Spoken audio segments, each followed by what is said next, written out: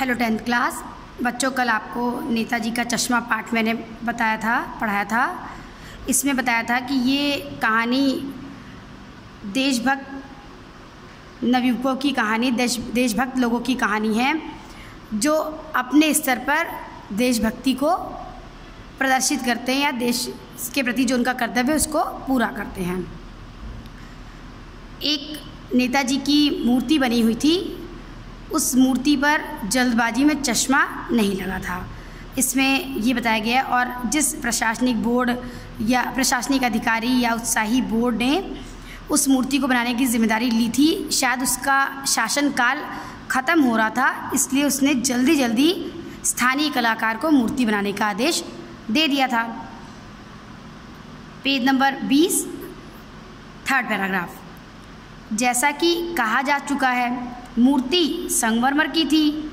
टोपी की नोक से कोट के दूसरे बटन तक कोई 2 फुट ऊंची मूर्ति थी, जिसे कहते बस्ट और सुंदर। यानी नेताजी की जो मूर्ति थी वो टोपी की नोक से कोट के दूसरे बटन तक, यानी पूरी मूर्ति तो लगती नहीं है चौराहे पे, आधी, ज़्यादातर आपने देखा होगा आधी लगी, तो वो भी मूर्ति बहुत कम मूर्ति हमें देखने को मिलती है पूरी, नहीं तो लोग आधी लगा देते हैं, स्थापित कर देते हैं। तो वो भी टोपी से लेकर कोट के दूसरे बटन तक की बनी हुई मूर्ति थी। नेताजी इसमें बहुत सुंदर लग रहे थे।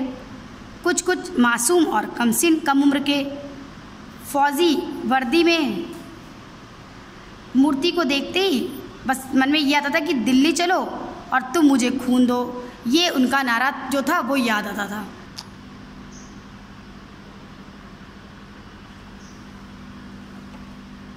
अब उस मूर्ति को देख करके बिल्कुल लगता था कि नेताजी अब बोल पड़ेंगे, तुम मुझे खून दो, मैं तुम्हें आज़ादी दूंगा, या दिल्ली चलो वगैरह नारे याद आने लगते थे।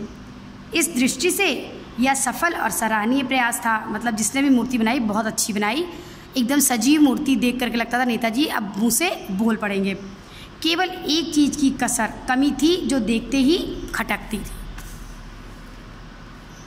वो क्या थी कि नेताजी की आंखों पर चश्मा नहीं था। यानी चश्मा तो था लेकिन संगमरमर का नहीं था। एक सामान्य और सचमुच के चश्मे का चौड़ा काला फ्रेम मूर्ति को पहना दिया गया था। यानी चश्मा लगा था लेकिन संगमरमर का नहीं था, जिसकी प्रतिमा बनी थी, जिस पत्थर की प्रतिमा बनी थी, एक काले रंग के फ्रेम का असली चश्मा उनके मूर्ति को पहनाया गया था। हालदार साहब जब पहली बार इस कस्बे से गुजरे और चौराहे पर पान खाने रुके, तभी उन्होंने इसे लक्षित किया, मतलब लक्ष्य इसकी ओर किया, और उनके चेहरे पर एक कौतुक भरी मुस्कान फैल गई, जिज्ञासा भरी एक मुस्कान फैल गई कि आखिर ऐसा क्यों है। उन्होंने अपने मन में कहा, वाह भाई, यह आइडिया भी ठीक है, मूर्ति पत्थर की लेकिन चश्मा रियल। जीप कस्बा छोड़कर आगे बढ़ गई। तब भी हालदार साहब इस मूर्ति के बारे में ही सोचते रहे कि आखिर उस मूर्ति में चश्मा क्यों नहीं लगा और ओरिजिनल चश्मा क्यों लगाया गया। अंत में इस निष्कर्ष पर पहुँचे कि कुल मिलाकर कस्बे के नागरिकों का यह प्रयास सराहनीय है। अगर नहीं लगा तो कस्बे के लोगों ने अगर उनको लगा दिया है चश्मा, तो वाकई में ये प्रयास सराहनीय है। महत्व मूर्ति के रंग रूप का, कद का नहीं, उस भावना का है। वरना तो देशभक्ति भी आजकल मजाक की चीज़ होती जा रही। जिस भावना से प्रेरित होकर जिसको भी सुभाष चंद्र बोस की वो मूर्ति अटपटी से लगी, जिसने ओरिजिनल चश्मा लगा दिया, तो कहते तो भावना तो उस देशभक्ति की बात का है और किसी चीज़ का महत्व नहीं था। उस देशभक्ति की भावना का महत्व था, बाकी किसी और चीज़ का महत्व नहीं था। नहीं तो आजकल तो लोग देशभक्ति का भी मजाक उड़ाते हैं। दूसरी बार जब हालदार साहब उधर से गुजरे तो उन्हें मूर्ति में कुछ अंतर दिखाई दिया। अब दूसरी बार अंतर दिखाई दिया क्या? ध्यान से देखा तो पाया कि चश्मा दूसरा है। पहली बार चौड़े काले फ्रेम का था, पहले मोटे फ्रेम वाले चौकोर चश्मा था, अब तार के फ्रेम वाला गोल चश्मा।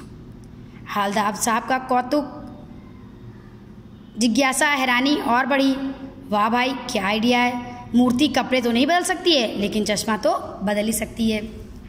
जब तीसरी बार आए तो तीसरी बार फिर उनको आश्चर्य हुआ, फिर नया चश्मा था।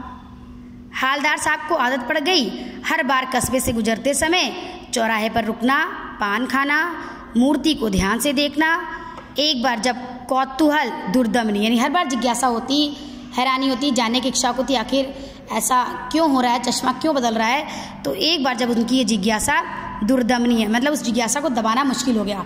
हर बार जिज्ञासा को दबा देते थे, चल देते थे आगे, पर जब एक बार जिज्ञासा को दबाना मुश्किल हो गया तो पान वाले से उन्होंने पूछ लिया, क्यों भाई, क्या बात है, यह तुम्हारे नेताजी का चश्मा हर बार कैसे बदल जाता है।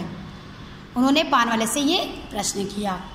तो बच्चों इतना ही पढ़िएगा, इसके आगे का हम आपको बाद में भेजेंगे। Okay, bye and take care everyone.